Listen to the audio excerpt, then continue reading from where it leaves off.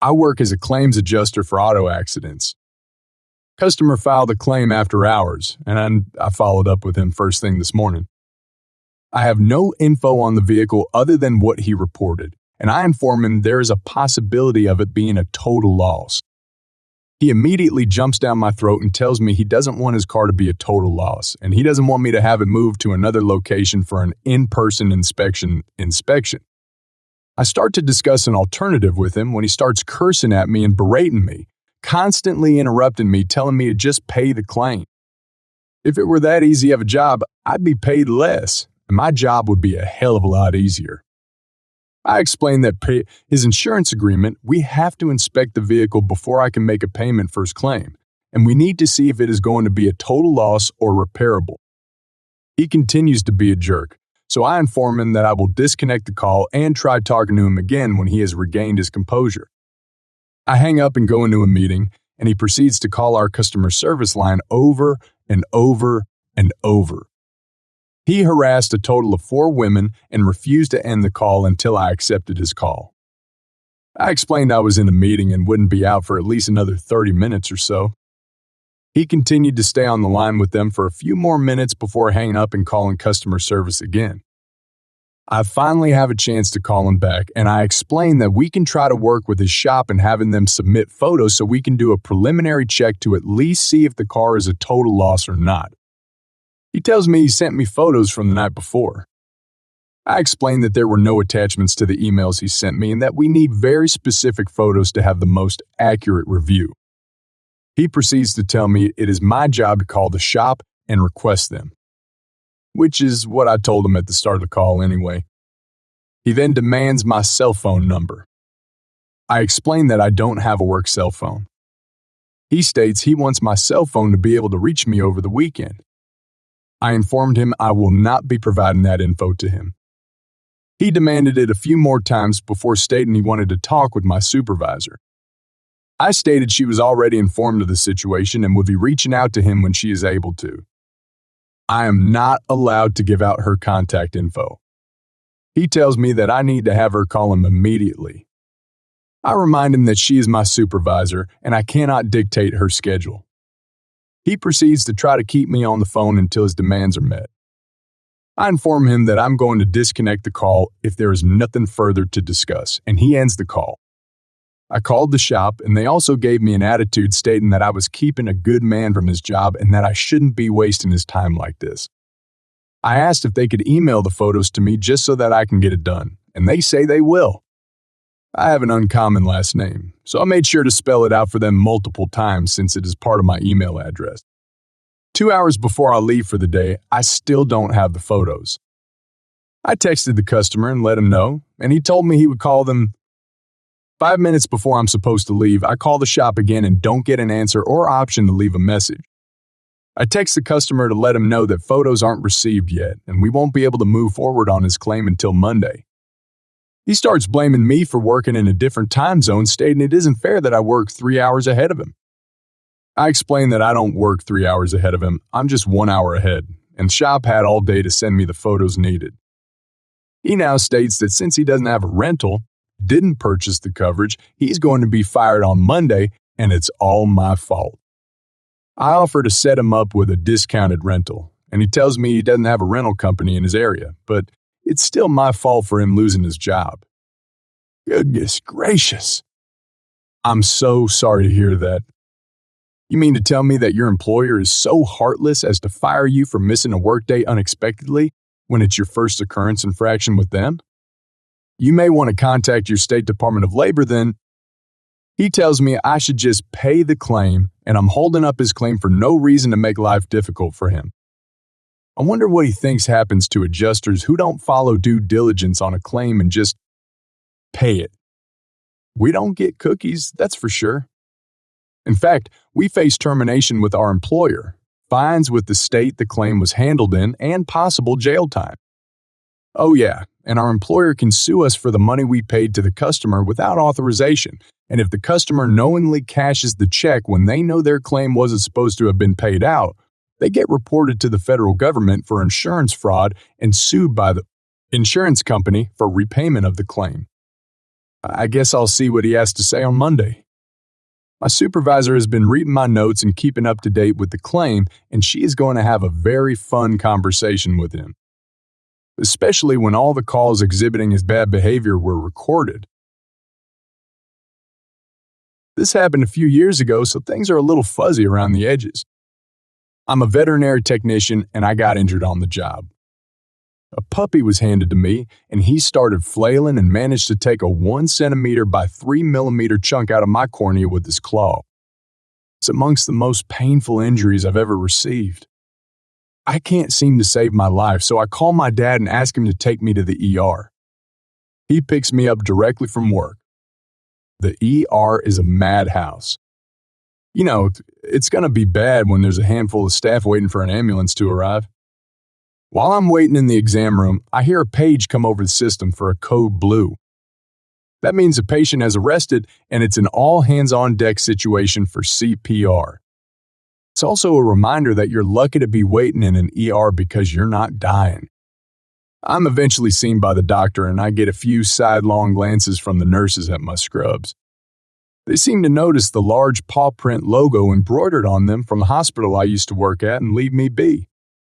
After my visit, the nurse who's discharging me points down the hall at the door and tells me to exit that way, and then she gets back to work. As I'm walking down the hall, a woman pops out from one of the exam rooms on my blind side and immediately starts yelling, "I almost crashed into a desk." Our characters will be concerned mother, mortified daughter, and yours truly, the main entertainment. Concerned mother. Do you know how long I have been waiting? Main entertainment. Gesturing in vain towards the paw print logo. I don't work here. Concerned mother. Do you think I'm an idiot? Main entertainment. I can get someone to... Concerned mother. We have been waiting for 45 minutes in this room. Mortified daughter's tummy hurts. Do you even care about her? Mortified daughter. Seems to be about 13 years old, covering her face with her hands, looking a bit like she wishes the floor would swallow her up. Main entertainment. I can't help. Concerned mother. Slowly, like I'm an idiot. Her tummy hurts. Do you people even care at all? About how long we've waited? Main entertainment. In disbelief over how someone could be so clueless about triage. Did you not see the man come in that got hit by a car? Just a guess, but hoping to give her some perspective. Concerned mother. Is he my daughter? No. Then why would I care? What's wrong with your face? Quit winking at me. Main entertainment.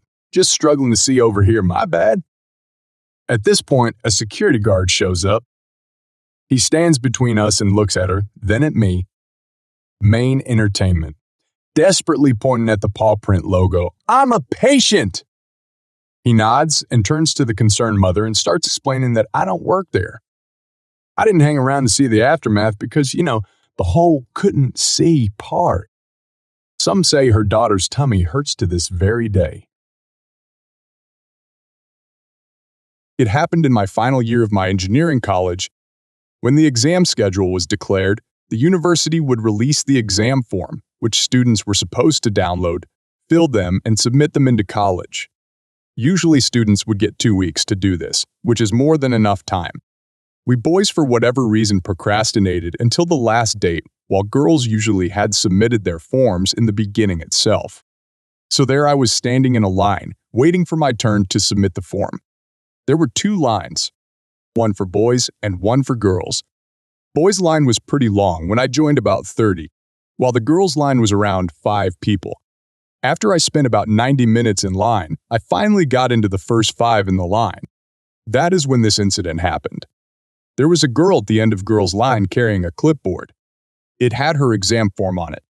A guy suddenly came and placed his exam form on her clipboard and told her to submit his exam form. His entire attitude was extremely rude. His words sounded like an order. I thought she was going to slap him, but she didn't. Instead, she took his form and gave him a sweet smile.